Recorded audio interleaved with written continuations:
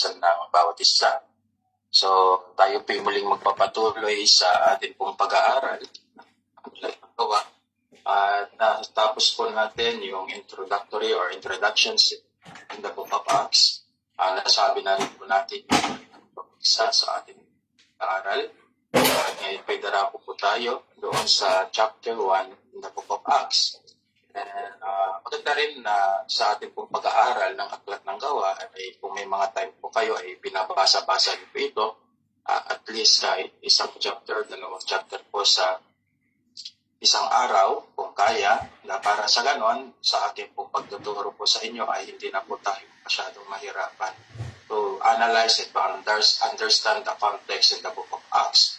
Kasi ang isa sa pinaka main problem to the scriptures today ay totoo na gumagamit po sila ng Bible, verse by verse pa nga po minsan, at may gumagamit din po ng word by word, pero still there is a dangerous. Okay, so isa kasi po sa pinaka-dangerous na paggamit po ng Biblia, if you study and expository, ay yung tinatawag nating topical. Dahil nadidisalign tayo doon sa konteksto talaga ng salita po ng Panginoon. So, mahalaga, if we read the book, read it contextually, at pag sinabi natin, pag pinabasa po natin ito, through the context, dapat alam po natin yung far-sided, near-sided of the scripture para hindi po tayo masyadong lalayo. Kaya, katulad ng sinabi ko nung nakaraan, napakalaking dangerous kung pick up lang po tayo ng pick up doon sa internet without understanding it, hindi mo alam kung sino yung author, sino yung gumawa, sino yung lumika, at bigla mo na lang pinasa, pinaniwalaan mo without studying. Hindi ba dyan po tayo nabudol? Okay? To accept those teachings, traditional teaching, na hindi man lang natin ito binuksan, hindi man lang po natin ito pinag-aralan, tinanggap lang po natin, at anong nangyari po sa karaniwan at sa karaniwan lang ngayon, we are lost. Kasi nga po, yung pag-aaral dapat sa isang Kristiyano ito yung buhay na. Kasi ito yung lakas ng ating espiritu na kailangan po natin sa studying, talagang the Word of God, listening the Word of God, lalo na itong mga trusted men of the Lord, na talaga naman na tinubuksan nila yung ating mga kaisipan sa Espiritu. Halaga po yun. Dapat din po yung maging isang sentro ng ating pong kaisipan na magkaroon tayo ng mas malalim na pananaw, pagkaunawa sa salita po ng ating pong Panginoong Diyos. Okay, so kaya marapat po na bawat estudyante, bawat mag-aaral, bawat pastor, miyembro, leader ng iglesia ay dapat mag-aaral talaga sa salita ng Panginoong Diyos dahil ito yung lakas ng ating spiritual na pamumuhay. So tayo pidarako sa ating pong pag-aaral sa oras na ito at bago niyan tayo po ay sandali ang manalangin. Panginoong Diyos, sama naming makapangyarihan sa lahat, lubusan po kami nagpapasalamat sa kabutihan niyo po sa aming pong buhay, Panginoon, sa kabila ng aming pong kabisihan, Panginoong Diyos, ay nariyan ka pa rin, Panginoon, ipinapadama ang iyong napakalaking biyaya, Panginoon. Sa oras na ito ay patuloy kaming dumudulog sa habag ng iyong trono ng biyaya. Humihingi kami ng kapatawaran, Panginoon, sa lahat ng aming pagkukulang, pagkakamali at pagkakasala. At higit sa lahat, Panginoon, likhay pag-iinang puso, Panginoon, na laging nagtatapat po sa inyo. At sa aming pong pag-aaral sa oras na ito, O Diyos, hayaan niyo po na iyong banal na espiritu ang siyang patuloy na magpaunawa ng iyong banal na salita, magbigay hamon sa amin upang magpatuloy sa paglilingkod po sa inyo, Panginoon. Bigyan niyo kami ng kaunawaan, katalinuhan, karunungan na nagmumula sa inyo. And I pray that let your power, Father God, let your Holy Ghost ay patuloy, Panginoon, ng ilos, Panginoon, sa aming mga puso at sa aming mga isipan. Ang iyong mga sasalita nawa, Panginoon Diyos, at ang konteksto nito ang siyang patuloy na magbukas sa amin at lalo pa, Panginoon, nang ituwid ang mga napakinggan po namin na maling aral at magkaroon kami, Panginoong Diyos, ng mga aral na naglalakak sa inyo, Panginoon. And thank you so much, Father God, dahil ito nga po ang inyo pong ginagawa sa Bible studies na ito, Panginoon. Patuloy na ma-enlighten kami sa inyo pong mga salita dahil napakarami na po, Panginoon, ang naglilipan na, naglabasan ng mga false teachers, false preachers, Father God, Tunay nga po, Panginoon, that our world ay napaka-dangerous ngayon at mangilan-ngilan na lamang po, Panginoong Diyos, ang tumatayo sa katotohanan yung mga salita. Kaya sa oras na ito, Panginoon, help us. Tulungan niyo kami, Panginoong Diyos, na ito, Panginoong Diyos, ay aming mapanindigan at maglaban, Panginoong Diyos, dahil naniniwala po kami ang iyong mga salita ay banal at may kapangyarihan. Hari ka, O Diyos, sa pag-aaral po namin ng aklat ng gawa, tuloy niyong ipaunawa sa amin ang bawat talata at kataga na nabanggit dito ng sumulat. Salamat po, ito po aming samadalangin sa pangalan ni Jesus. So sa aklat ng gawa, so kailangan din natin dito yung mga magbabasa and para sa lahat ay makapag-rest din minsan yung aking mga lalamunan. No? So ang aklat po ng gawa ay may ilang mga talata lamang na atin po pag-aralan dito sa chapter 1. At bilang isang pasimula, noong tayo nag-aral po ng introduction ng Book of Acts, ay binasa na rin po natin yung introduction in the life of Theophilus, na kung saan siya po yung receiver ng sulat po ni Dr. Lucas, na siya yung sulat po ng aklat ng Luke sa kaaklat po ng gawa. At pagkatapos po noon, makikita rin po natin dito sa aklat ng gawa, chapter 1, verse 1 ito, sabi po dito, babasahin ko lang po sa inyo kaunti. O Theophilo, sa unang aklat ay sinulat po ang tungkol sa lahat ng ginawa at itinuro ni Jesus mula sa simula. So ibig sabihin, ang tinutukoy po dito ng sumulat, si Dr. Lucas, ang unang aklat na binabanggit po dito ay ang Ebanghelyo ni Jesucristo ayon kay Lucas. So ito po yung Book of Luke. Pumapangalawa po ang Book of Acts. Sabi rin po dito, hanggang sa araw na iakyat siya sa langit pagkatapos na makapagbigay ng mga tagbilin sa pamamagitan ng Espiritu Santo sa mga apostol na kanyang pinira. Yung salitang hanggang sa araw na iakyat siya sa langit ay may dalawang bagay na gustong iparating sa atin ang sumulat. Nais na iparating sa atin ni Dr. Lucas, Apostle Lucas, yung tinatawag po nating recorded event. So, katulad ng sinabi ko sa inyo kanina, ang recorded event na ito ay saklaw ng una at pangalawang sulat niya kay Theophilus. Ulitin ko, yung unang sulat niya ay yung Book of Luke at ang pangalawang sulat ay yung Book of Acts.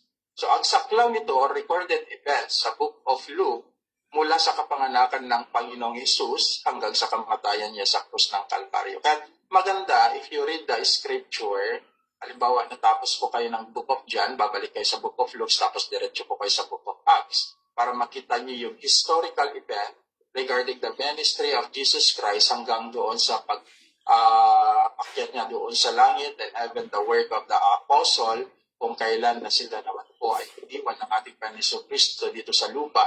At makikita po natin, maganda po yung tawag doon, alignment or chronological alignment if you read that way.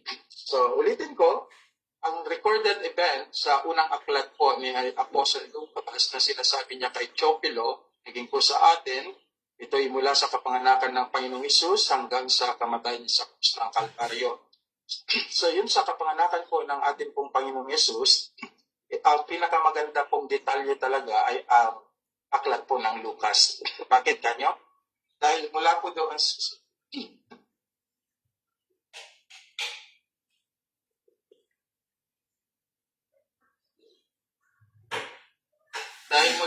sa kapanganakan po ng Panginoon Kristo, makikita po ninyo yung descendant niya doon sa genealogy of our Lord Jesus Christ mula po kay Adan hanggang doon kay Mary or kay Joseph na kanyang ama sa laman, I should say, mother in flesh. Makikita po natin dito talaga yung perfect regarding the genealogy of our Lord Jesus Christ. At dito rin po natin makikita regarding yun doon sa pagkilos din po ng banal na Espiritu kay Zacarias at kay Elizabeth na mga magulang po ni John the Baptist, yung tinatawag ang taguring po sa kanya ay the forerunners of our Lord Jesus Christ. Siya po yung nanguna at nagpakilala sa ating Panginoon sa Kristo. So yun po, makikita po natin at mababasa po natin na napakaganda po yung pagkakasalaysay mismo ng Apostle Lucas para may awa kay Jubilo ang mga bagay na nais niya pong malaman. At dito po sa aklat din po ng gawa, makikita po natin dito from chapter 1 mula sa kanyang muling pagkabuhay hanggang sa kanyang pag-akyat sa langit. So, yan po yung mababasa po natin. After the ascensions of Christ in heaven, dito na po mangyayari yung mga pinangako ng ating pong Panginoong Kristo found in the book of Luke and also in the book of John. At ito yung mga pangkaraniwan na pag-aralan po natin. At mamaya magbabalik tanaw tayo doon sa pinag-aralan na po natin nung nakaraan kasi nabanggit naman po kasi dito. Balik tanaw lang po tayo kasi napag-aralan na po ng iba sa inyo regarding the doctrines of the Holy Spirit. Pero ang babalik tanawan lang po natin ay yung pagkilos ng banal na Espiritu during the time of our Lord Jesus Christ until the time of the Apostle. Kita po natin. Of course, may include na rin po yung work of the Holy Spirit today. So there is a different work of the Holy Spirit in the Old Testament time, in the New Testament time, and the time of the church. Dapat makita po natin yung differentiate kasi. Dahil marami po kasing mga tagapagturo ng banal na kasulatan. Quoted sila ng quoted doon sa Old Testament. Quote sila ng quote dito sa New Testament. Pero hindi po nila tinitignan kung ano yung pagkilos ng banal na espiritu sa mga individual. So ito, nais kong mabigyan po ng clarification ng bawat isa na maging clear nawa sa atin because ang ating pong guidance ngayon ay wala pong iba kundi ang banal na espiritu. Siya po yung katuwang po natin. Siya po yung katulong po natin. Siya po yung nagpupunta sa atin. Siya po yung nagtuturo sa atin. That is the work of the Holy Spirit and our life. Let us go to verse 3. Pakibasa po yung, tingnan ninyo ginawa kong itong alignment para makita ninyo yung laman ng context. So, hindi kaya tawag doon, titignan natin, siningit-singit po yung mga verses na parang babasahin po natin in historical or chronological alignment, I should say. So, may magbabasa nga po sa aklat po ng Gawa, chapter 1, verse 3, hanggang 6, 8. Hanggang 7 muna. Sige po. 3 po. Verse 3. Verse 3, verse 6, and verse 7. Okay. Sa 3 sabi ko dito, na sa kanila ng bayan, napakita rin siyang buhay sa pamagitan ng maraming mga katunayan. Pagkatapos na siya'y makapaghirap na napakita sa kanila sa loob ng 4 na araw at nagpahayag ng mga bagay tungkol sa kaharian ng Diyos. Sa verse 6, tinanong nga siya nila nang sila'y tipon na nagsabi, Panginoon, sasauli mo baga ang kaharian sa Israel sa panahon ito?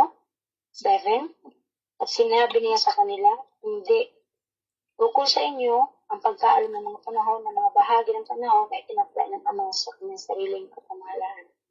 Hanggang 7 lang po, Pastor? Hanggang 7 lang yan muna. Iba na naman yung 2, 4, 5, saka 8 mamaya.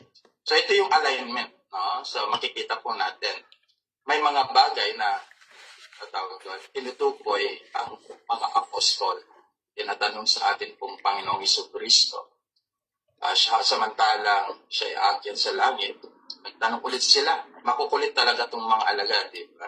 Same question, same answer doon sa tanong nila sa ating Panginoong Jesucristo doon sa aklat ng Mateo, chapter 24, verse 36. Bagamat tignan po natin doon sa Matthew, chapter 24, verse 36, sabi, walang sino man nakakalam pagdating ng anak ng tao maliban ng Diyos Ama, sabi ko doon. So, tingnan niyo yung difference. Pero, para maliwanagan po natin ito, balik tanaw nga po tayo. Pakibasa rin po yung Matthew chapter 24, 35, and 36. Matthew 24. So, tignan po, Pastor. Matthew 24, 25. Matthew 24. Okay. Verse 25 to 26, ano po? Hindi. Chapter 24, verse at 35, 36.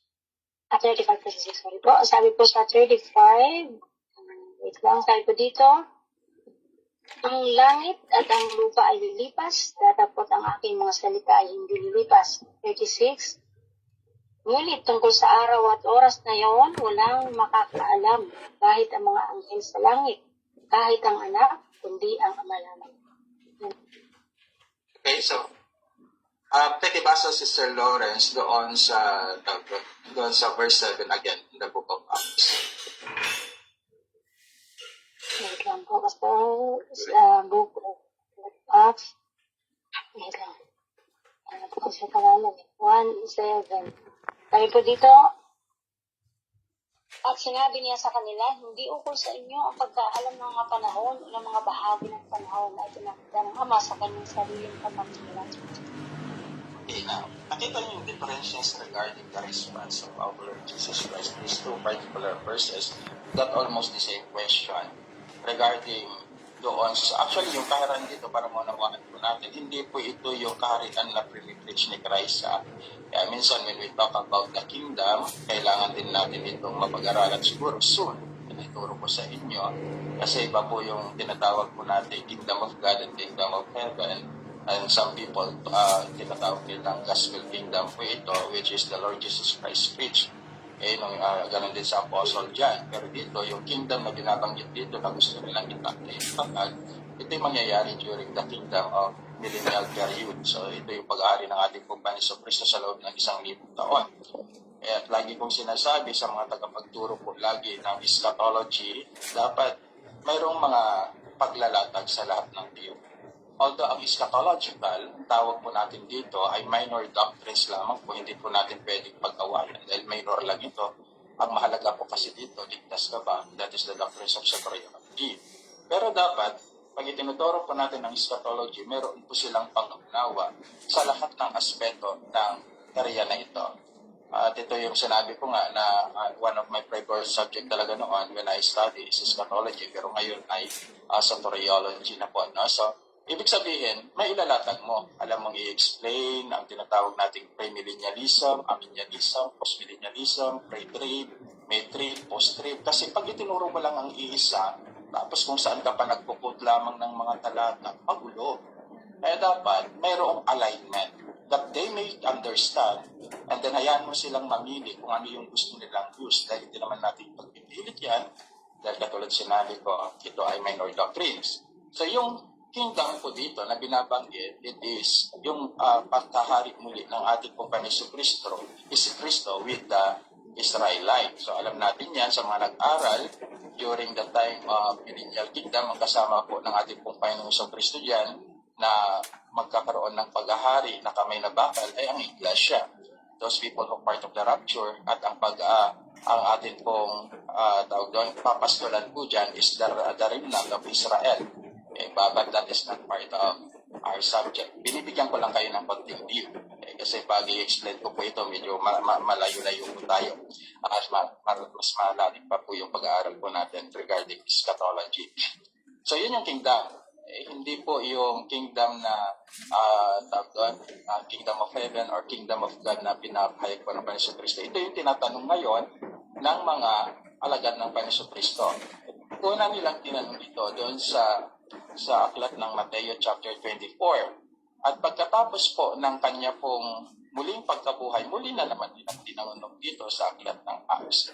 Pero there is a different, pansinin po ninyo, ang verse 36 sa verse 7, ang book of Acts sa book of Matthew, may pagkakaiba. Sinabi po doon sa Matthew, sinabi niya doon, walang sino mang nakapaalam, maging ang anak ng tao, maging ang mga anghel, maliban sa Diyos Ama. So parang titignan mo, parang limited. Okay, ang Panginoon Kristo regarding all-knowing, kasi yun yung pananaw po ng marami. Pero dito sa verse 7, papansinin po ninyo, sabi niya, hindi niya na binanggit ang Diyos Ama na lamang nakakaalam. Hindi niya sinabing hindi alam ng alam. The difference is this. Ang Panginoon Kristo sa Matthew chapter 7, chapter 24, verse 36, nagsasalita siya bilang isang tao. Pero dito sa Acts chapter 1, verse 7, nagsasalita na siya sa kanyang resurrected body. So kaya papansinin mo dito, parang ipinoproklima na mismo ng ating Panginoon Kristo that He is in the form of deity or heavenly body, yung katawan niya bilang isa. Diyos. So, yun po yung yung mapapansin po natin dito sa chapter 1, verse 3, 6, and 7. So, hindi rin natin masyadong pag-focusan because when we talk verse by verse po ito ay malayo. Ibig kong sabihin ay masyadong mahaba ang ating pag-aaral. So, dito, liwanag, ulitin ko sa inyo, ang tinuturo po dito ng ating pong Panginoong Kristo ng Harian o tinatanong po ng mga Israelita ay yung paghahari ng Panginoong Kristo in literal form, and that will be happen during the millennial reign of our Lord Jesus Christ. Tara lang po tayo sa verse 2, 4, 5, and 8. So nakita po ninyo, magandang basahin po kasi ang Bible kung makikita po natin yung alignment ng context. So dito, makikita rin po natin yung another topic po dito sa verse 2, 4, 5, saka verse 8. So pakibasa po yun sa verse 2b hanggang 4, 5, saka verse 8. Ito yung another subject pa natin na pag-aralan. Sige, pakibasa. Verse 2, sabi ko dito, hanggang sa araw ng tanggapin siya sa kaitalasan, pagkatapos na nakapagbigay siya ng mga utos sa pamamagitan ng Espiritu Santo sa mga apostol na kanyang hinihirang. Verse 4, at kalibasay na ipagpulong sa kanila ay pinag-usos niya sa kanila na huwag silang magsialis sa Jerusalem, kundi hintayin ang pangako ng Ama na sinabi niya, narinig ninyo sa akin. 5. Sapagkat tunay na si Juan ay nagbautismo ng tubig, dapat kayo ibabautismohan sa Espiritu Santo na di mo mananaunan pa. 8. Dapat tatanggapin ninyo ang kapangyarihan pagdating sa inyo ng Espiritu Santo at kayo magiging mga saksi ko sa Jerusalem at sa buong Judea at Samaria at hanggang sa kauli-ulihang hangganan ng lupa. Amen. Ako magtatanong sa inyo, if anyone can answer me this, maganda naman. Kasi paulit-ulit po natin napapakinggan sa marami at maging po sa inyo mga ari, yung baptism of the Spirit. Now, do you know the meaning, real meaning of baptism of the Holy Spirit? Ano sa palagay po ninyo? Ano yung pagkakaunawa po ninyo yung baptism sa Spirit? Kasi maraming nag-iisas dito, even Christian today, pero hindi po nila alam ang ibig sabihin ng baptism sa Spirit. Okay, those who are believing regarding the baptism of the Holy Spirit, can you give me any simple ideas pag naunawa po ninyo yung baptism of the Holy Spirit? Meron po sa inyo.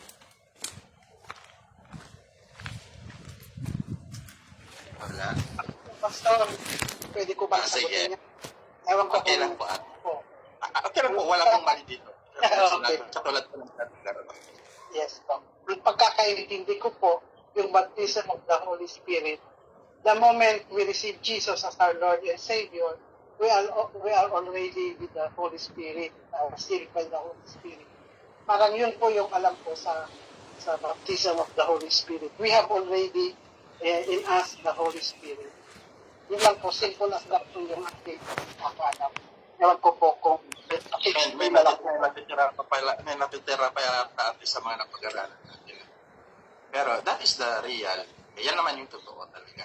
Hindi po yung extremely that people believe today that if they are baptized with the Holy Spirit, para silang exaggerated. Sorry to use that term. But actually, ito yung sinabi po. Biglang ko na tayo ng konti regarding baptism of the Holy Spirit and receiving the Holy Spirit. But by the way, pag-aralan naman po natin yung work of the Holy Spirit from Old Testament counting of Him and even His work in our life as believers in Christ. So sabi po, positioning us, when we talk about baptism of the Holy Spirit, is positioning us in Christ securely unto the family of God. Itinuro po ito ni Pablo doon sa bilang isang konsepto. Okay? Itinuro ito ni Pablo bilang isang konsepto doon sa aklat ng Colossians chapter 2, verse 12. Sabi po doon sa Colossians chapter 2, verse 12, sa pamamagitan ng bautismo na ilibing na kasama na kayo ni Kristo at muli rin kayong nabuhay na kasama niya dahil sa inyong pananalig sa kanyang kapangyarihan, sa kapangyarihan ay sa kanya. Talks about the Holy Spirit. So ito yung konsepto na tinuturo ni Apostle Pablo sa atin. So when we talk about the baptism of the Holy Spirit, is completely receiving our Lord Jesus Christ and positioning Christ in our heart, in our life. So yan po yung isang bagay. Siguro po ni Apostle Pablo sa bawat isa po sa atin bilang mga mananampalataya. Ganon din, binigyan din ng diib kaunti ito ni Pedro at ni Apostle John doon sa aklat ng John chapter 1 verse 15. Ang nagpapayag na si Jesus ay anak ng Diyos ay natili sa kanya Diyos at ang Diyos na naman ay natili sa kanya. Again, we talk about the indwelling Spirit in our life. So the baptism of the Spirit refers to the new believer incorporations to the body of Christ. So nakita po ninyo, tama po yung sinabi sa Lourdes. So, ibig sabihin, pag ikaw ay nabautismuhan, mayroon kapugnayan na po tayo doon sa katawan ni Kristo. Okay? By spiritual or organic union affected with the Holy Spirit. Pag ito naman ay idiniklara mismo ng Apostle Pedro doon sa Acts. Okay? Still, we are in the book of Acts. Mapag-aralan din po natin yan sa chapter 2. Next sections po natin. So, Acts chapter 2, verse 20, sabi, ang mga landas patungo sa buhay dahil ikaw ang kasama ko, ako'y mapupuno ng kagalakan. Apostle David, ito pa isang propesiya at ito rin yung kanyang sinabi. So when we talk about baptism of the Holy Spirit, yung pag-ugnayan ng una sa kanyang katawan. The Holy Spirit, the every life of the believers, at yan ay mababasa rin po natin sa aklat po ng 1 Corinthians chapter 3 verse 16. So, yan po sana yung clear sa atin. So, baptism of the Holy Spirit, wala po tayong sapat na talata na ang sabi nila ay parang, yun, they are speaking in modern tongues that you cannot understand kung ano yung uri ng pagsasalita. At tandaan po natin that we are believing. Naniniwala po tayo sa banal na Espiritu, biblical. Hindi po tayo yung parang tawag doon, parang mga nanguhula lang. Okay. Our belief and view to the Holy Spirit is biblical. Yan po yung lagi po nating tandaan. Hindi ito yung gawa ng kaisipan ng tao, ginawang extreme, exaggerated, na pananaw sa banal na Espiritu na hindi mo mababasa sa talata ng Biblia. Ang pananaw po ng New Life Christian Fellowship Globalization, alam po natin yan, at itinuro na rin po natin noong nakaraan, indicated to our Bible, to our statement of faith. We are believing to the movement, power of the Holy Spirit biblically. Kaya nga po ito yung lagi sinasabi po sa inyo noon na nagkaroon din po. Marami pong mga nasdan kasi ayaw po nilang tanggapin, ayaw po nilang unawain. Kaya napakahalaga na dapat maunawaan natin yung kabuuan ng konteksto ng Biblia. Katulad ng sinabi ko kanina ng introduction po natin. People read the Word of God and then nagpipick up lang po sila, kumukuha lang po sila, and then they are twisted that verse, explain po nila, etc. Pero hindi po nila nilalatag yung kabuuan. That is too much dangerous. Okay? So sa atin po na nag-aaral ng ganitong mga doktrina, dapat ito yung mga turo na iturin rin po natin sa kanila, baka sakali na mabuksan pa ang kanilang isipan at totoong tanggapin po nila yung turo ng salita po ng Panginoong Diyos. And we believe the full authority of the Scripture. Yan po yung isa sa talakayan po na pre-preach ko ngayon doon sa Malasin. The full authority of the Scripture. At yun po yung dapat po natin ilalat sa kanila. Now, dito sa verse 8, pansinin po ninyo ito. At marami rin po, I know na napakita nyo rin po yung ganitong explanation at sasabihin ko sa inyo. Sabi na, ngunit tatanggap kayo ng kapangyarihan, bababasa niyo sa Espiritu Santo at kayo magiging saksi po sa Jerusalem at kung Judea, Samaria at hanggang sa kaduluduran ng bahagi ng lupa. May napakinggan ako, ganito yung explanation na nabudol din siguro. Sabi na, ang Jerusalem ninyo ay ang iyong pamilya.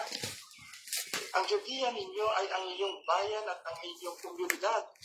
Ang Samaria ninyo ay ang Pilipinas. Saan mo kukunin yun? Saan natin kukunin yun? Anong talata ang basihan mo? Well, the Bible speaks us clearly. And then pangalawa, tanong ko sa inyo, kanino ito sinasabi? Kanino ito sinasabi? Jesus Christ speak to His disciple.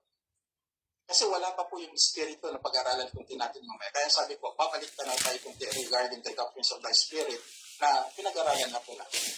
Okay? Kasi ipinangako pa ng ating pong Panginoon Kristo sa kanyang mga apostol dahil wala pa sa kanila ang Espiritu Santo.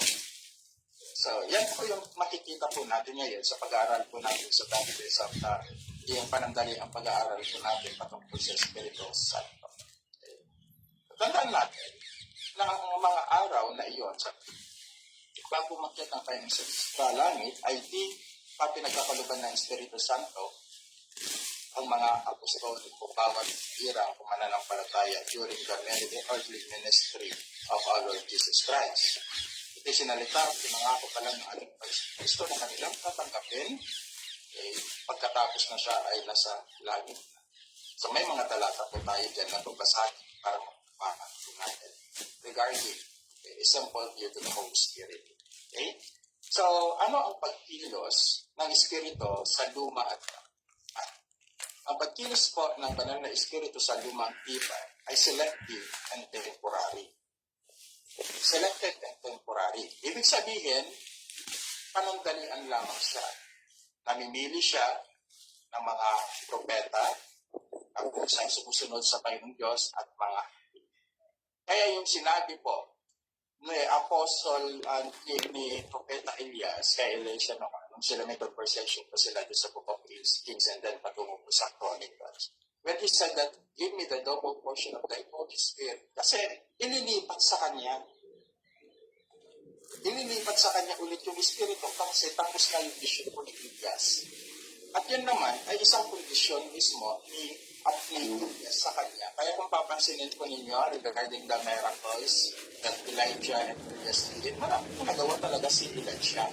Okay? Pero hindi ibig sabihin na nadobli-dobli na yung nabigay sa kanya. Parang isang conditional lamang yan that Elijah will receive, Elisha will receive the power of the Holy Ghost after na si Elijah ay pupunta na o kukunin na ng ating pong Panginoon.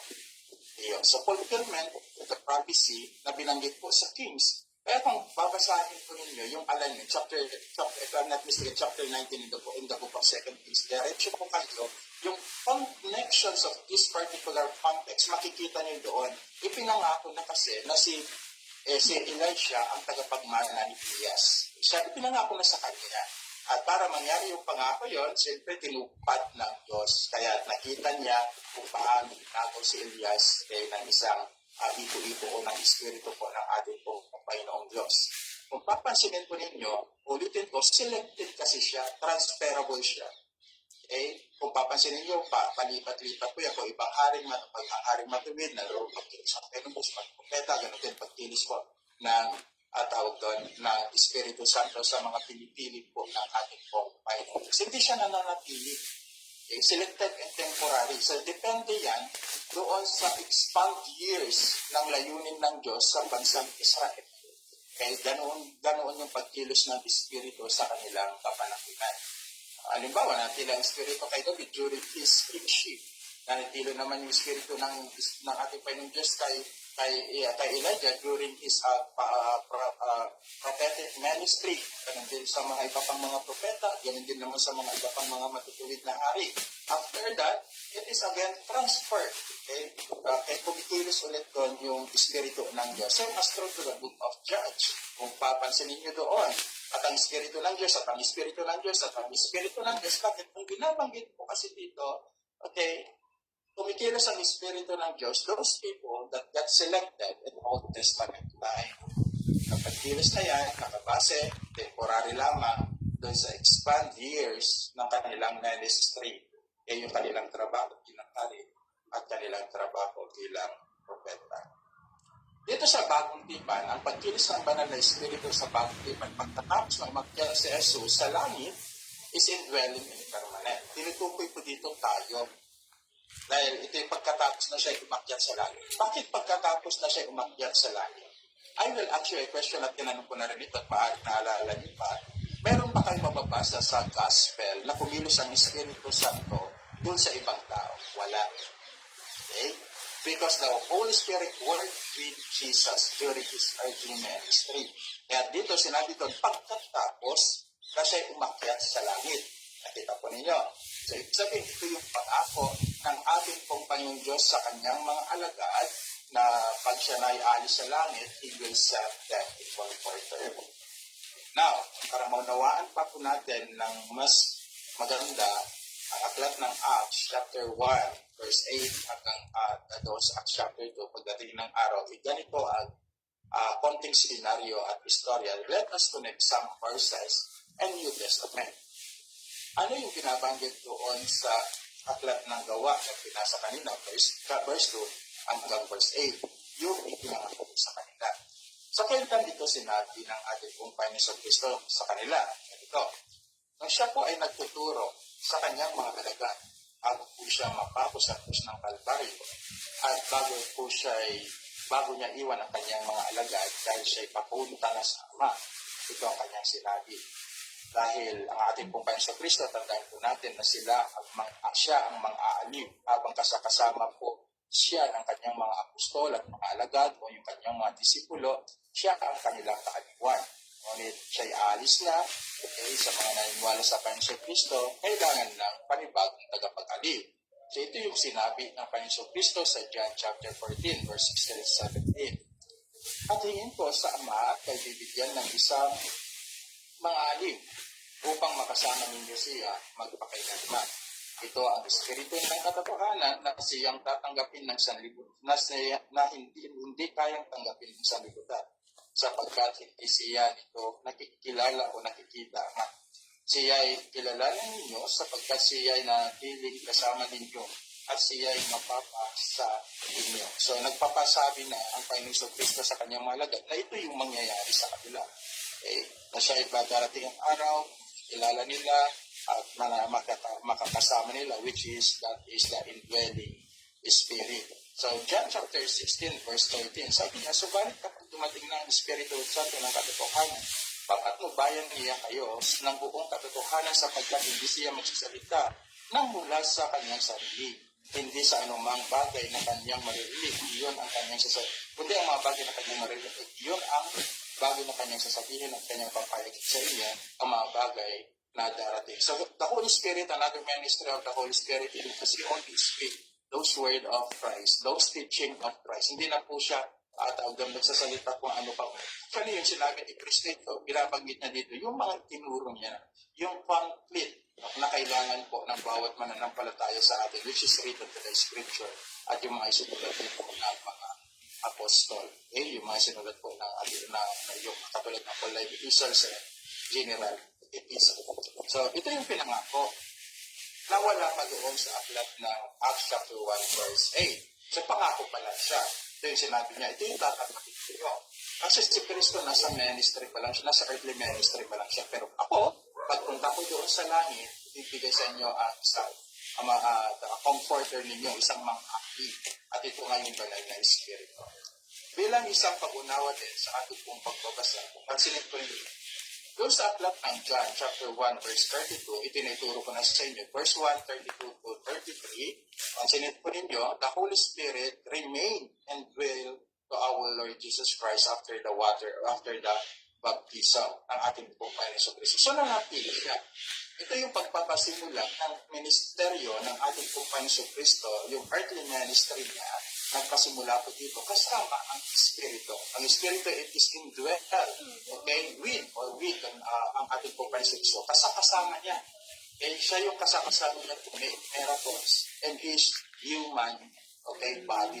Pero of course, pinag-aralan na rin po natin, dapat alam nila ituro ko minsan sa inyo regarding the hypostatic union, yung pagka-Diyos at pagkatao ni Kristo, hindi naman po yan napaghahalo, narurukod pa rin siya. Pero dito, makikita niyo that Jesus Christ, doing his ministry with the Holy Spirit, kasama niya. So kahit kung papansinin po ninyo, wala kayong mababasa na kahit anong talata sa Bible na nagme-ministro mag-isa ang Panginoon Kristo o nagme-ministro mag-isa ang Holy Spirit o mayroon kayang ibang mga alagad kung siya nagme-ministro. Kaya nga, when Christ commanded his disciple doon sa chapter 10 of Matthew, authority lang yung binigay authority. So, ibig sabihin, nagsalita through the power. Nandoon pa rin yung kapangyarihan. Authority lang. Hindi nag-indwell pa yung spirit to the disciple. Authority pala. Kasi Christ had the power, okay, and had authority, okay, doon sa mga bagay na pagkilos mismo, okay, ng banal na Espiritu. Kasi ito yung kanilang katuwang kasama sa lahat ng aspeto ng Ama. So dito sa verse 7, pansinin nyo, so, nag-remain po ang Holy Spirit kay Christ during His earthly ministry ng 3 taon, kasama niya. Kaya nung pupunta ka doon sa verse 7, sinabi niya ng John, chapter 7, verse 39, sabi niya, ang sumasampalataya sa akin ay sa sinabi ng kasulatan mula sa kanyang puso ay dadaloy ng tubig na nagbibigay buhay. Verse 39, ang tinutukoy niya ang Espiritong Santo na tatanggapin ng mga sumasampalataya. Take note na, tatanggapin pala, wala pa.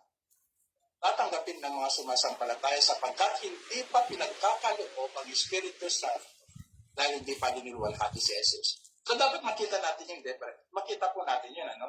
So, during the earthly ministry of Christ, wala pa. Pero dito, sinasabi na ni Kristo, sinasabi mismo ng banal na kasulatan, tatanggapin pa lang. Okay? So, ibig sabihin, in the future, tatanggapin pa lang ng mga mananampalataya, including the believers, including the apostle, including those people who are serving the Lord and believe to our Lord Jesus Christ. Kasi sabi dito, mananampalataya. And doon sa aklat ng John, chapter 20, verse 21 to 22, binigyan tayo ng clarification pa, onti ulit, okay, ni John, the apostle, na sumulat nito. Sinabi ni Jesus, sumayin na gawa kapayapaan, kung paano isinugo ako ng Ama, ito na, kung paano ako sinugo ng Ama, sinusugo ko kayo. Pagkatapos niya hiningan na sinabi, tanggapin ninyo ang Espiritu Santo. And if you continue to study, mayroon ng pagpapakuna mismo dito ng ating pong Panginoong Kristo. At the same time, same words din, kung papansinin nyo, halos magkaparehas na isinugo niya at sinugo ako ng Ama, isinusugo ko rin kayo. Kaya doon sa aklat ng gawa, punta tayo ng gawa, 1 verse 8, ngunit tatanggap kayo ng kapangyarihan pagbaba sa inyo ng Espiritu Santo at kayo'y magiging saksi ko sa Jerusalem. So, tinupad na lang Diyos yung kanyang pangako. Nasabi niya, magiging saksi ko kayo pagkatanggap ninyo yung banal na Espiritu. At sa verse 8, it is the fulfillment. Nagsimula na dito. Tinutupad na. Kasi yung talagang full fulfillment po dito ay sa chapter 2. Okay? So dito, makikita, tinutupad na ng Diyos. Okay? Yung kanyang pangako na kanyang sinabi sa kanyang mga lagad at sa kanyang mga hinirang at sa bawat mananampalataya kay Kristo Jesus, natatanggapin na nila ang Espiritu Santo. At ano yung trabaho ng Espiritu to the life of the apostle, to the life of the believers? Okay? To give them power to witness regarding the kingdom of God, to preach the gospel of our Lord Jesus Christ. That we become a witness to the whole world, sharing the gospel of our Lord Jesus Christ. So, nakuha po ninyo. Yun po yung mga paksa at mga talata na dapat makita po natin.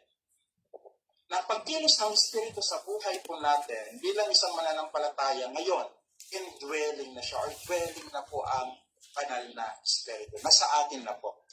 Prinoven po yan doon sa aklat ng katulad sinabi 1 Corinthians chapter 3 verse 16. Did you know that the Holy Spirit dwell in you?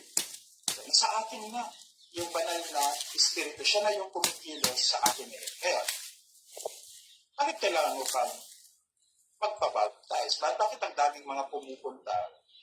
Receive the Holy Spirit. You will be baptized with the Holy Spirit.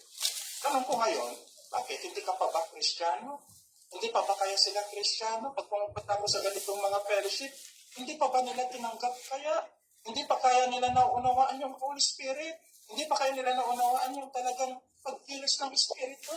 Because it is impossible to believe our Lord Jesus Christ without the Holy Spirit. So, pag may mga ganun mga senaryo sa mga pinupuntahan kong fellowship, pamatabi ako. Alam naman nung mga ibang makasama ko mga pastor, doon lang ako sa tabi pinapanood sila. Naya ko kasi siya. Pero ano nila yung stand ko? Okay. Sabi ko nga sa kanila, minsan, if you can refute me, biblically, to my stand, I will accept it. Pero kung hindi, hindi natin makikita kung sino ang tama. Mali. Kaya, aware po tayo mga kapatid. Huwag po tayong palilin lang. Unawain po natin ang talata at pagkilos biyos ng Espiritu sa atin. Ang Espiritu ay binigay na po sa bawat mananampalataya sa ating mga sa ating pong kapatid. At ikaw ay tumanggap sa Panginoong Kristo, pag ikaw ay naglingkod sa Panginoong Kristo, pag ikaw ay nagkaroon na ng discern sa kabanalan at pag-aaral ng kanyang salita, that is the great evidence that the Holy Spirit dwells. Bakit? Diyan, binasa natin, hindi kasi siya kayang tangkapin at hindi siya mauunawaan ng sanlibutan. So those worldly thoughts, worldly lifestyle na ginagawa ng tao, yung sa mga tao na hindi po nila maunawaan kahit kailan ang banal na Espiritu, maliban na ang Espiritu ay kumilos sa kanila at ipakilala si Kristo bilang Panginoon at tagapagligtas ng kanilang buhay. Because the first ministry of the Holy Spirit in the life of unbelievers is to convince, again, to convert them to believe on Him. So that is the reason why we are sharing the gospel to others. Kasi yan naman po talaga yung layunin po natin, ay pahayag ang Ebanghelyo ng ating pong Panginoong Kristo sa lahat ng tao, yung mapagpulaan po nila ang Ebanghelyo at magsisi po sila sa kanilang mga kasalanan. So doon sa verse 9, okay na po tayo doon. So mamaya na lang po kami mga tanong po kayo regarding to our topic. Ulitin ko regarding to our topic, walang po natin mauunahan yung mga ibang mga aralin po natin. Okay? Words with certainty and Christ's second coming. At ibasa po yung verse 9 then 9 and 10 po. hanggang 11. Sabi dito, ang pagkasabi niya ng mga bagay na ito, di siya tinitinungan nila, ay dinala siya sa itaas at siya tinanggap ng isang alakaap at ikinugo sa kanilang mga panin. 10. At samantalang tinitigan nila ang langit habang siya lumalayo, narito may dalawang malaking tayo sa tabi nila na may puting damit. 11. Yan ang sabi naman, kayong mga lalaki, taga Galilea, bakit kayo na nga tayong tumitingin sa langit? Itong si Jesus na tinanggap sa langit mula sa inyo, ay paparitong gaya rin inyong nakitang pagkaroon niya sa langit. Amen. Okay, so that is the certainty regarding the certainty in Christ. Tiyak yung pagdating. Hindi na natin masyadong pag-uusapan ito. Okay, dahil for I know, nag-aaral po yata kayo ng eschatology. So, siguro naman ay papaliwanag nila sa inyo regarding the second coming of Christ. So, tiyak naman yan. Ito yung isang mga talata na pinatid ng Apostle Lucas kung paano siya inakyat sa langit. Yan din naman yung kanyang pagparito. So, bigyan ko lang kayo. May dalawang event. Yung tinatawag po natin second coming of Christ, the coming of Christ on air. If you believe into the doctrines of rapture, pero kung hindi ka naniniwala sa the doctrines of rapture, hindi nakasali ito. So, the coming of Christ on air, so you will be part of the rapture. Alam po natin yan, that is 1 Thessalonians. Hindi, wala po akong pandila, pinabanggit. Wala po sa kopya ko yun. So, yan po yung pan po natin. 1 Thessalonians, beginning chapter 4, verse 13 hanggang verse 17. You believe to the rapture. And then, pangalawa, second coming of Christ, that is the millennial reigns of Christ on earth. So, yun yung two event about second coming of Christ. Two major event sa pagdating po pa sa Kristo. So, tiyak po yan, pinatunayan po ito mismo ni Apostle Lucas at ng mga anghel na nagpakita sa mga apostol. Okay, so darapan na po tayo doon sa verse 12 hanggang verse 20 regarding Judas Iscariot. Verse 12 po, Pastor? Verse 12? Okay, hanggang okay. 12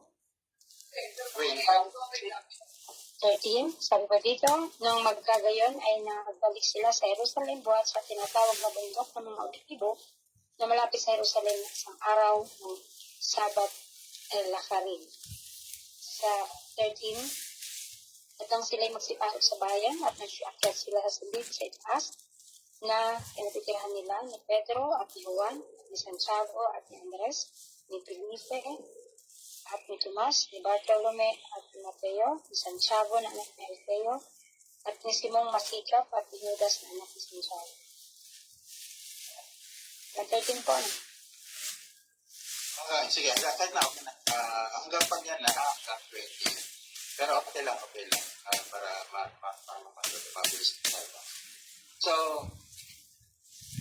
sa mga talata niyan, from verse 12 hanggang 20, tumutukoy po yan kay Judas Iscariot. So, alam natin na si Judas Iscariot ay kasama sa labing dalawa na tinawag ng ating Panginoong Kristo bilang kanya disipulo. At papansinin po natin, marami kasing ilang mga katanungan din dito. Sabi nila, pagpapatiwakal ni Judas Iscariot, yung kanyang pagpiti, yan yung pinakamalaking kasalanan. Where you can find or read in the scripture na yun yung pinakamalaking kasalanan ni Judas Iscariot. Okay, so, again, another teachings na naputol na naman po tayo dito. I'm sorry if I'm using the word naputol, pero yun yung reality. Yung bang napaglinlangan tayo ng marami. So maraming nagsasabi na sinasabi rin po ng iba na pinakamalaking kasalanan ni Judas ay ang kanyang pagpapalipal. Actually, hindi yun. Ang mga kasalanan ni Judas ay may apat. Yung tinatawag po nating common and secondary sins of Judas at primary sins of Judas Iscariot. Hindi niyo po matatagpuan ito doon sa mga internet siguro. Okay. Ang una sa mga kasalanan ni Judas na pangkaraniwan po nating mababasa dito ay yung pinagkalulunian ng isang taong walang kasalanan, walang iba, kundi ang ating pong Panginoong Jesucristo. So yan po yung pangkaraniwan na mababasa rin po natin in different scripture. Katulad ng tawag doon sa aklat po ng Matthew, chapter 27 verse 4. Sinabi doon, nagkasala siya dahil pinagkalulo niya ang dugo na walang sala. Ang tinutukoy po dito ay Panginoong Jesucristo at yung kasalanan ginawa po ni Judas. And then pangalawa, ang pangupit. So in the gospel, mabubasa po natin na isa rin po sa kasalanan ni Judas as common na nagagawa po niya or secondary na tinatawag po natin ay ang pangungupit niya doon sa kabangyaman. Yan yung isa sa trabaho niya. Yung tawag doon mangupit. Kunwari, meron siyang care doon sa mga pila, pero sa realidad, gusto niya lang pong kupita.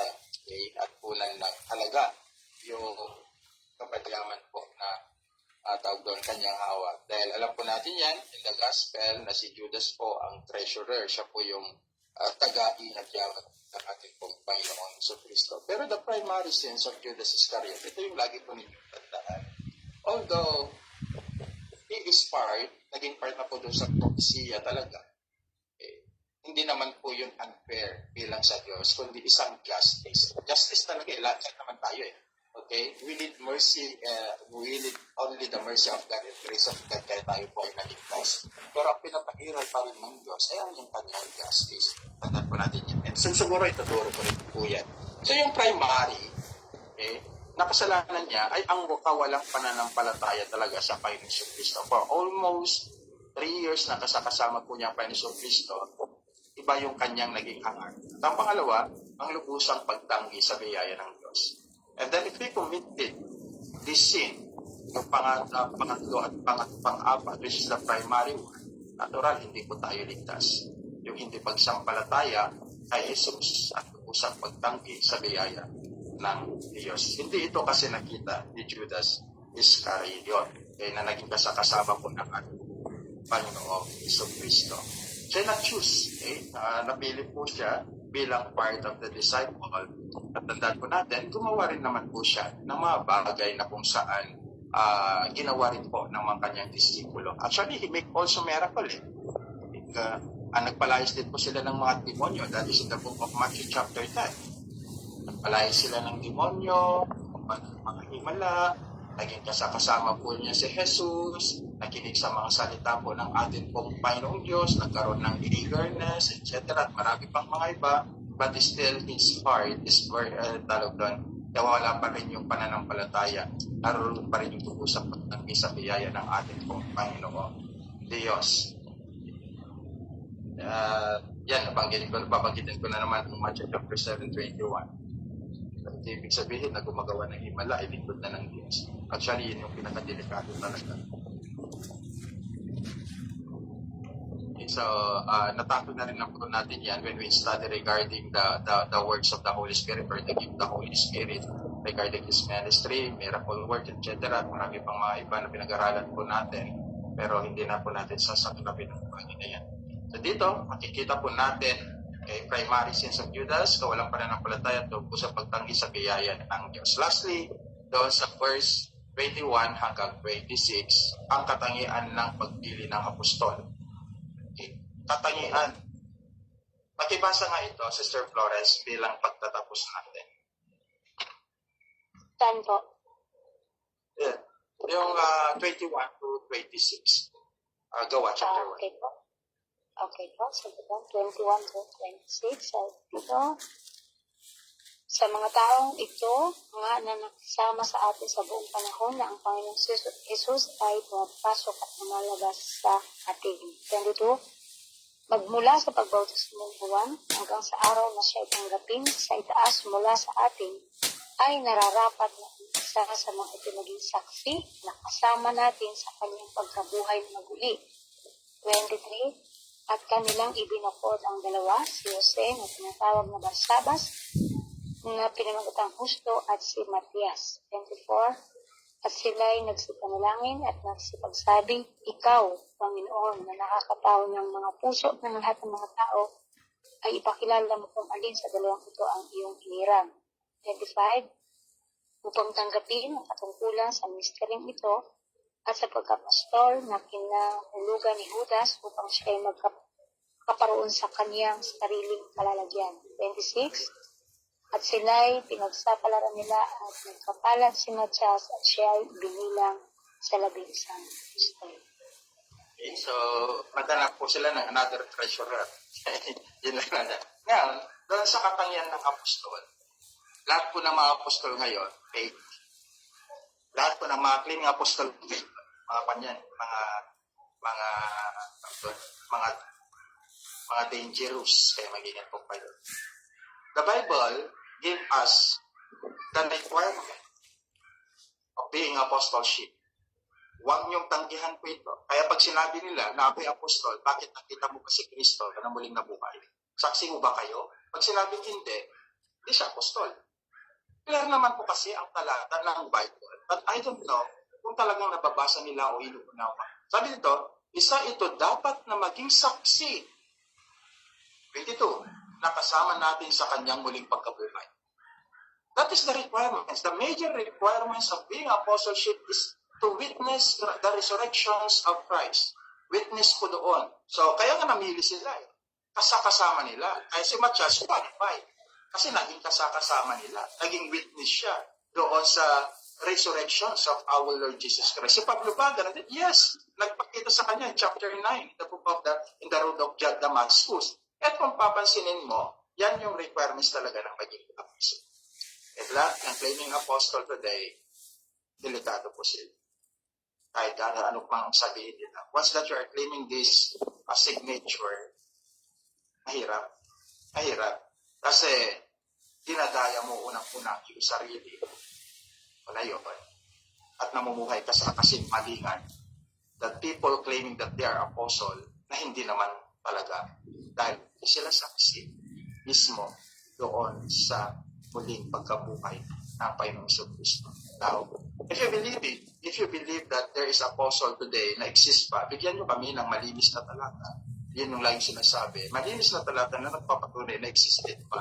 At ano yung requirements ng apostoleship na yan? So, wala. Biblically, ito yung hinahanap na. Verse 22, dito yung mababasa, just in case may magtanong sa inyo, pag sinabi niyang apostol siya, tatanong niyo, bakit witness ba kayo sa muling pagkabuhay ni Kristo? Dahil yan po yung unang katangian na hinahanap po ng Kristo. Saan mababasa yan? Acts chapter 1, verse 22. Isa sa mga ito'y dapat maging saksi na kasama natin sa kanya. At yan ay si Matias. Ipinalay kay Judas Iscariot. At si Matias ay napapili sa 12 apostol. Yan po tayo magtatapos sa ating pag-aaral sa gabi pong ito. At hopefully na meron po kayong mga natutukunan sa aklat po ng Gawa, chapter 1. So, darapo po tayo next Monday sa Acts chapter 2. Again, work of the Holy Spirit ito. So, dapat makita po natin yung kabuuan ng buod. I don't know if I will connect to chapter 3, pero dapat pagpatuloy po natin ang pag-aaral.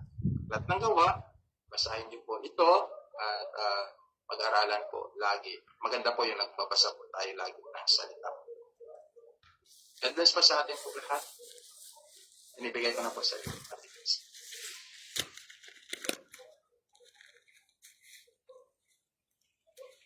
Tulita, available ka na po. So, ayan, maraming salamat po, Pastor Georgette, sa inyo pong sinip po sa amin sa Acts chapter 1, verses 1 to, parang topic ko natin, hanggang 21. So, purihin po ang Panginoon. At nawa po tayo ay mainaunawaan, At sabi niya, Pastor, we have to read our Bible. Po? Para po maunawaan natin. Amen? Ang salita ng Panginoon. So, bago po tayo dumako, reflections, testimonies, karagdagan, ay tinatawagan ko po yung mananalangin para sa ating pastor. Nandiyan ka po ba si Christine Vilan? Parang wala na. Sino ba itong Minobo? Tsaka, pakilagyan po ng pangalan kasi sa prayer po ng participants ay hindi natin makasama ang pangalan niyo sa panalangin. Okay po? Any available po para manalangin para sa ating sharer ngayong hapon ito? Mr. Lourdes, available ka po? Ako na lang, please. Okay. Salamat po. Manalangin po tayo. Dinig po ba? Dinig. Yes po. Dinig po ba? Yes po, Sis Lourdes. Hallelujah. Father God, maraming salamat po, Panginoon, sa mga salita mo, O Lord, na aming napag-aralan ngayon. Salamat po, O Lord, sa buhay na Pastor Georgette, O Lord, na patuloy mo siyang ginagamit, Panginoon, sa aming Bible Study Zoom. Tunay, Panginoon, hallelujah, na siya ay ibinigay, Panginoon, sa amin para lumalim po kami, Panginoon. Ginagamit po siya sa pag-ayag ng iyong mga salita, ang banal mong salita, Panginoon, para lumalim po ang kaalaman namin sa mga banal mong salita na amin napapagawa. Sa ngayong gabi, Panginoon, sa aming pinag-aralan, maraming salamat po, O Lord, sa mga salitang na aming narinig, Panginoon. Naway tunay, O Lord, na maintindihan, Panginoon, ng bawat isa sa amin, Panginoon, ang mga salitang ito, O Lord, para tunay na makilala ka namin ng lubusan, lalo-lalo na po, O Lord, ang banal na Espiritu, O Lord. Hallelujah, na naging topic namin ngayon, Panginoon. Salamat, O Diyos, sa mga topic ngayong gabi, Panginoon. Alam ko, Panginoon, na ito ay ito yung itinalaga mo, Panginoon, na malaman ng bawat isa sa amin, Panginoon. Pag sa ganun, Panginoon, ay hindi po kami malihis, Panginoon, ng mga naririnig namin ng mga salita ng iba, Panginoon. Kundi ito yung matatayuan namin aral, Panginoon, ang ipinahayag po, O Lord, ni Pastor Georgette, O Lord. Salamat po, Diyos, sa buhay niya. Tuloy mo pa siyang gamitin mightily and powerfully sa patuloy na pag-aaral namin, Panginoon, in the book of Acts. Mga susunod na araw, tunay na bigyan mo siya ng kalakasan, Panginoon. Tunay na past healing na po, O Lord, ang kanyang throat para alam ko, Panginoon, na kayo po yung kumikilos, Panginoon, sa kanyang buhay. Panginoon, itinalaga niyo, Panginoon, na sa pagpapahayag ng mga banal mong salita sa amin, Panginoon. O Diyos, maraming salamat po sa buhay niya na patuloy niya, O Lord, na gamit, Panginoon, sa pagpapahayag ng mga salita mo at maging sa mga anak niya, sa family niya. Alam ko, Panginoon, na ito yung plano at purpose po, O Lord, sa aming pastor, O Lord, si Pastor Georgette, O Lord. Patuloy na, O Lord, na mai-share niya, Panginoon, ang mga salita mo na bawat isa sa amin ay maunawaan namin, Panginoon. Hallelujah. Salamat, O Lord, sa banal na Espiritu nga po, O Lord, na nagbibigay ng kaunawaan sa bawat isa sa amin sa mga salita mo na narinig namin. At sige, Pastor Georgette, O Lord, patuloy mo, O Lord, na sa mga ministry na pinagkatiwala mo sa Pilipinas, Panginoon, nandun lagi yung provision mo, yung gabay mo, O Lord, kalakasan, O Lord, hallelujah, na patuloy mong idadaloy sa kanya, Panginoon. Salamat po, Diyos, At naway mga desire niya rin sa buhay, Panginoon, alam ko, kayo lang po nakakaalam ang dinidesire din ni Pastor Georgette, Lord. Alam namin, Panginoon, sa tamang panahon, pagkakaloob, let your will be done, Panginoon, sa mga dinidesire ni Pastor Georgette, Panginoon. Salamat po, Diyos. Hallelujah. At sa inyo, Panginoon, ang mataas na papurit, pagsambat, pasasalamat sa buhay niya, Panginoon. In Jesus' mighty name, amen and amen. Amen. Salamat po, Sis Lourdes. Ayan. So, habang wala pa ako yung host, ayan. Maraming salamat po sa 22,000 bonds. Nangyari po, ano? Yung pong Lenovo and Samsung 1978, paki-rename po, ano? Para mag-upgrade po kayo mamaya sa English. Ayan. So, po rin po ang Panginoon. Binabati ko po kayo. Ako na po na rin host, Sis Lourdes. Si Lisa, si Marina Cancino, Brother Freddy Guzman, Sister Christian Sugaste, hindi ko po alam kung sino pang Lenovo, ayan, Laura Nilia, ayan, salamat po, nakating kayo sa aking global study, gusto po kayo dyan, sa Malta, ayan. Sis Lucy Liporada, Pastor Lucy Bangata, Mr. Lynn, Eme Solana Press, Ria Antonio, Sister Mylene Yagdulas, Brother Nats Ilapita, Pastor Georgette, Auntie Cheryl, Sister Rema Vergara, Sister Rosalyn Hernandez, Pastor Ruth Mariano, Sister Sally Bueno, and Samsung 1978. Ito yung pangalan. So, purihin po ang Panginoon. At nawa po, ulit ng naman tayo. So, hindi ko pa sa ating pastor sa Lord ng Holy Spirit. Dati po ay nakapag-aral naman tayo ng Lord. I hope po na hindi na po tayo mabubudol-budol.